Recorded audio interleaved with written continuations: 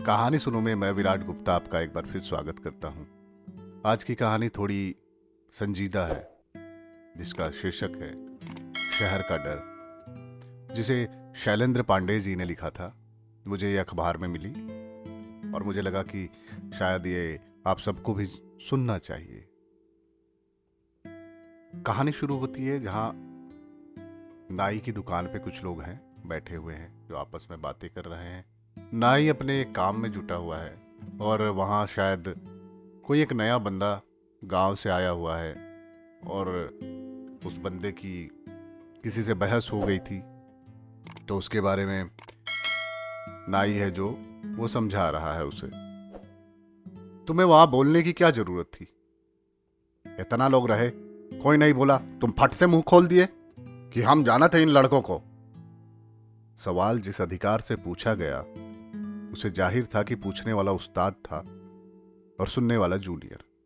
उस्ताद ने उस्तरे वाले हाथ को रोका और जवाब पाने के लिए जूनियर को देखा। जूनियर का हाथ भी रुक गया। अरे जानते थे तो बोल दिए, और कोई नहीं जानता होगा। लेकिन इस जवाब में संतुष्टि नहीं थी। उस्ताद ने अपने अनुभव का खजाना खोला। बेटा, इस शहर है, मारपीट रोज का काम है उन लड़कन का। शाम को अड्डे पर दारू पीना, झगड़ा करना है, कोई नहीं बोलता। अगर कल को तुमको घेर लेंगे तो क्या करोगे? हैं बताओ। आज जिनके लिए बड़े खड़े होकर बोल रहे थे ना, वो भी नहीं आएंगे बचाने,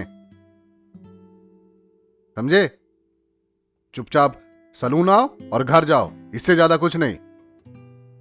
जूनियर लेकिन हार मानने को तैयार नहीं था।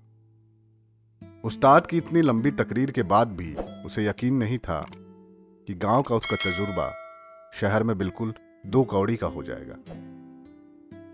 अरे भैया, मारेंगे तो एक बार मार लेंगे, 2 बार मार लेंगे, मारते ही थोड़ी ना रहेंगे और हम मार खाते रहेंगे क्या? उस्ताद ने अब ग्राहकों के गालों से दाढ़ी को समेटना शुरू कर दिया। वह जानता था कि जूनियर को अभी शहर के बारे में और भी जानकारी देने की जरूरत है। वह भाषा को जूनियर वाले स्तर पर ले गया। बड़े बड़े शहरों में राह चलते छोटी बात पर ना गोली चल जाती है बबुआ, मर्डर हो जाता है, कोई पूछता नहीं है। अखबार नहीं पढ़ते हो? दिन दहाड़े कोई चाकू घोंप देता है, कोई तेजाब फेंक देता है, आता है कोई बचाने?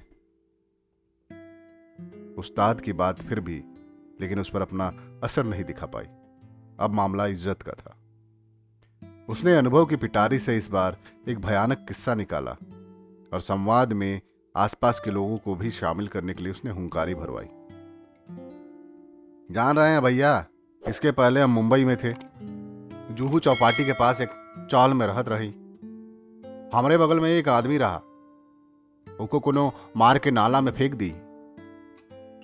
वो नाला मिलत रहा समुद्र में।